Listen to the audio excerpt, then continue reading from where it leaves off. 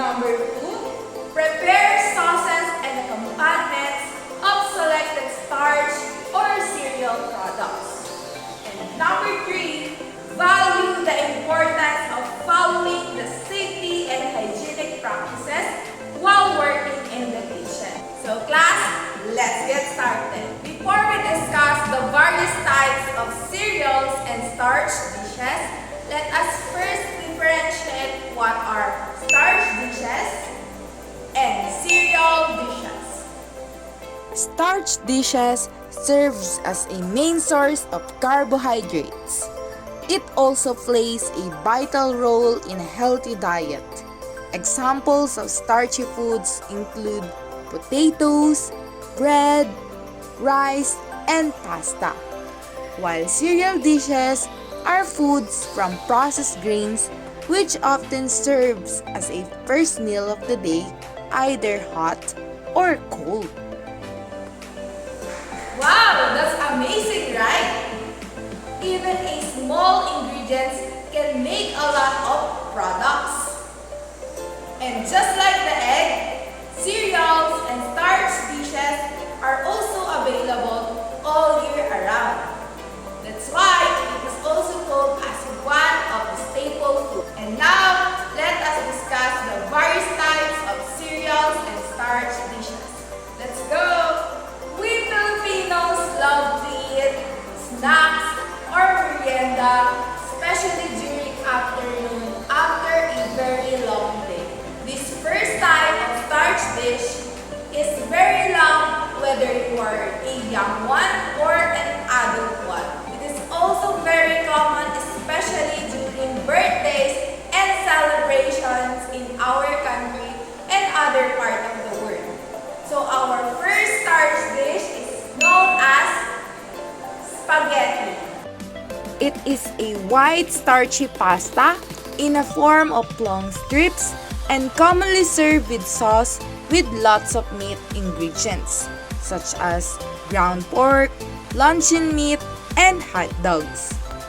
In addition, spaghetti dish are very easy and affordable to prepare. That's why it's very loved by many Filipinos.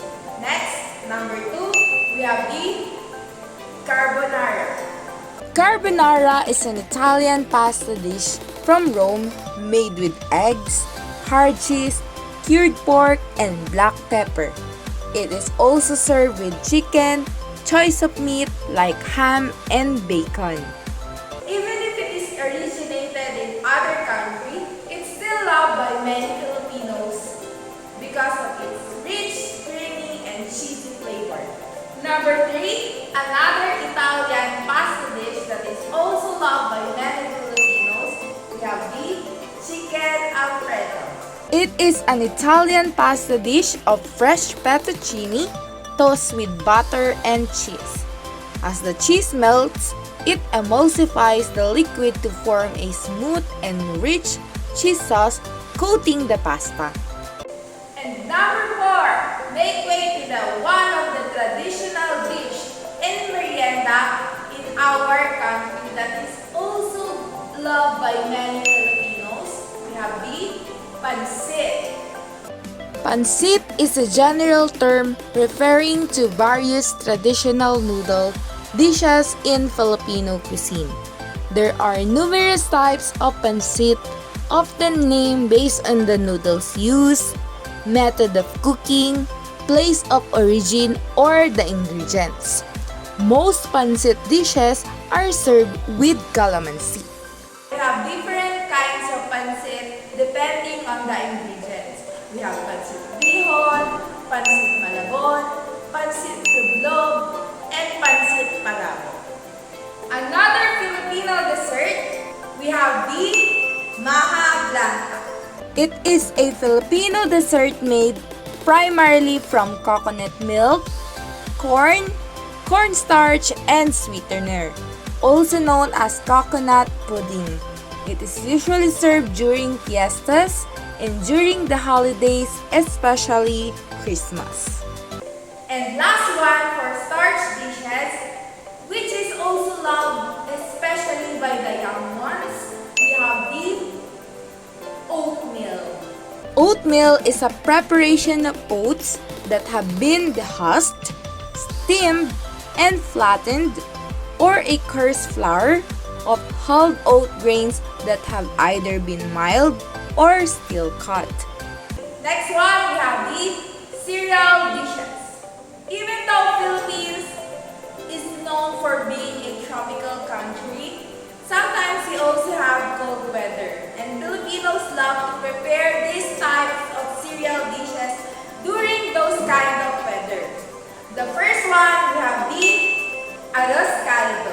Arroz caldo is a hearty Filipino porridge with chicken wings and rice in chicken broth, seasoned with onion, garlic, ginger, and fish sauce.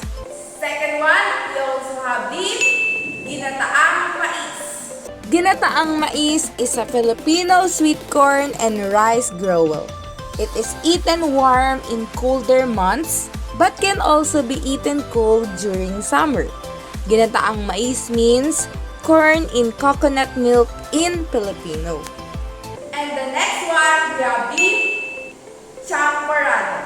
Another perfect food to eat during cold months in our country is the champurrado. It is a sweet chocolate rice porridge in Philippine cuisine. Another type of cereal dish, we have the puto. Puto is a Filipino steamed rice cake, traditionally made from slightly fermented rice dough. It is eaten as is or as an accompaniment to several savory dishes. And we also have varieties of puto. We have puto flan, puto with salted egg, puto cheese, and other puto flavors. The next type of cereal dishes are also known as kakanin in our country. We also have this saying, if you are new in the neighborhood, you have to give them the following dishes for you to be sticky or to be close with your neighborhood. So, let's start discussing the other cereal dishes. Number one, we have the biko. Biko is a sweet rice cake from the Philippines. It is made of coconut milk, brown sugar, ginger, and glutinous rice. It is usually topped with latik. Number two, we have the sapin-sapin. It is a layered glutinous rice and coconut dessert made in Philippines. It is made from rice flour, coconut milk, sugar, water, flavoring, and coloring. It is also usually sprinkled with latik. Number three, we have the suman. Suman is a rice cake originated in the Philippines. It is made from glutinous rice cooked in a coconut milk, often wrapped in banana leaves or coconut leaves. And it is cooked by steaming. And we have variety of suman recipe. We have the suman sa lihiya, suman budbod, suman pinipig, suman moron, and suman with caramel sauce. Last one, we have the palitao. Palitao is a small, flat, sweet rice cake commonly eaten in the Philippines. These are made from galapong, wash, soaked, and ground malagkit. Nowadays, we also have variety of recipe for palitao. We have the palitao with yema filling, palitao in latik sauce. So now we are done discussing the various types of starch and cereal dishes. And now, before we proceed to your performance task, let's have your assessment or short quiz about our discussion earlier. You can do it!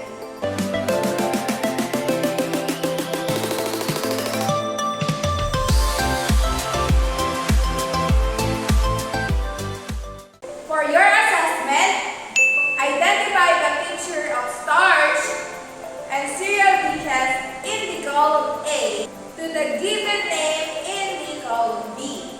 Write only the letter of your answer on your quiz notebook. Good luck, class!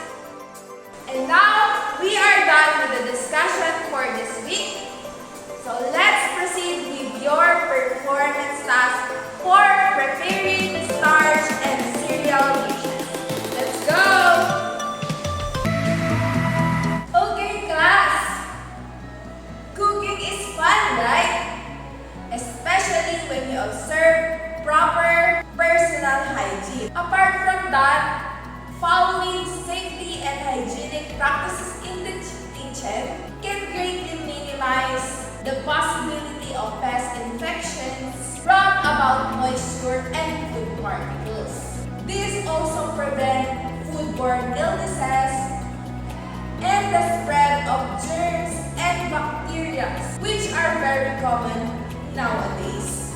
And in order for you to have a safe cooking, a more palatable and nutritious finished product, so it is very important that before you proceed with your laboratory or your performance task, it is important to take in mind all the safety and hygienic practices in the kitchen.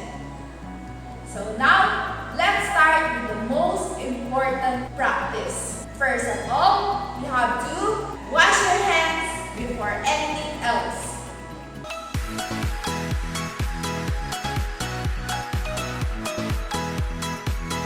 I am now done washing my hands. And next one, always wear the proper cooking attire or your PPE. So let's go! Also, you have to remove all the accessories on your hands. Next one, prepare and sanitize all the tools and materials needed.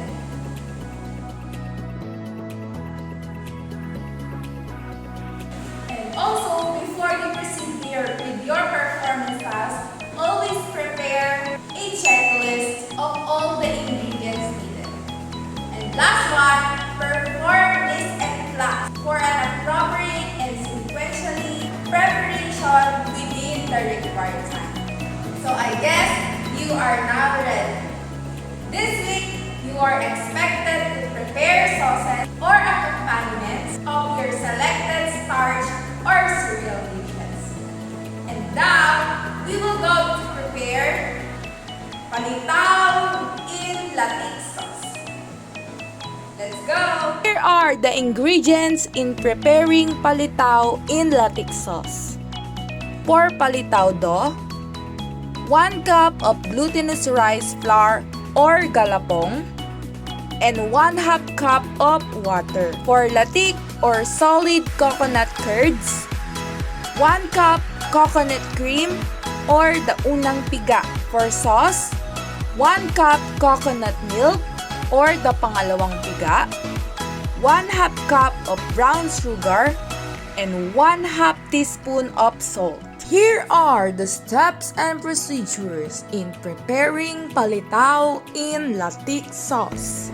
Let's start by preparing the palitao dough. First step, gradually add water to the glutinous rice flour and combine them together.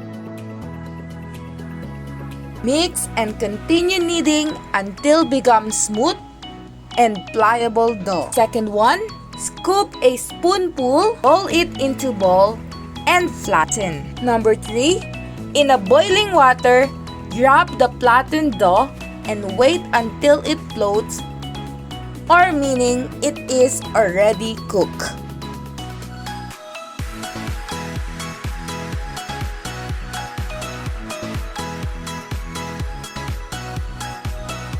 And last one, remove from water, drain, and set aside while making the latex sauce. Next one is for latik or the solid coconut curds.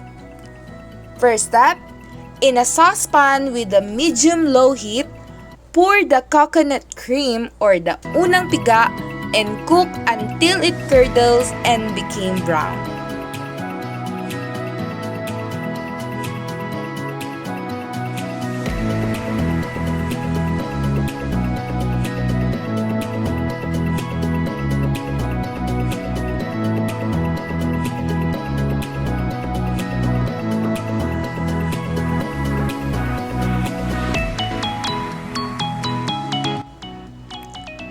And next one, when its natural oil comes out, strain to separate the latik from the oil and then set aside.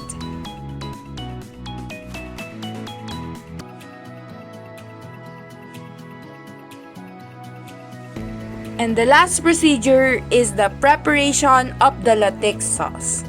First, in a separate pan, combine coconut milk or the pangalawang piga and the brown sugar. And let it boil. Once boiling, add the cooked palitao, salt, and the latik.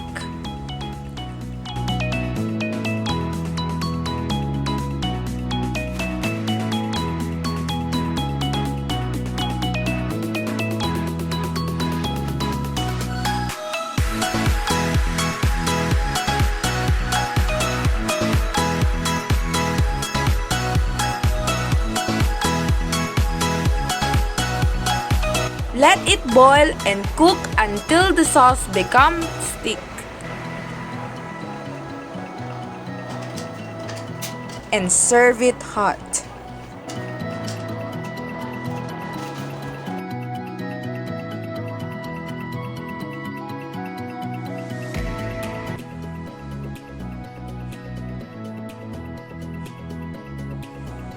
Okay, class.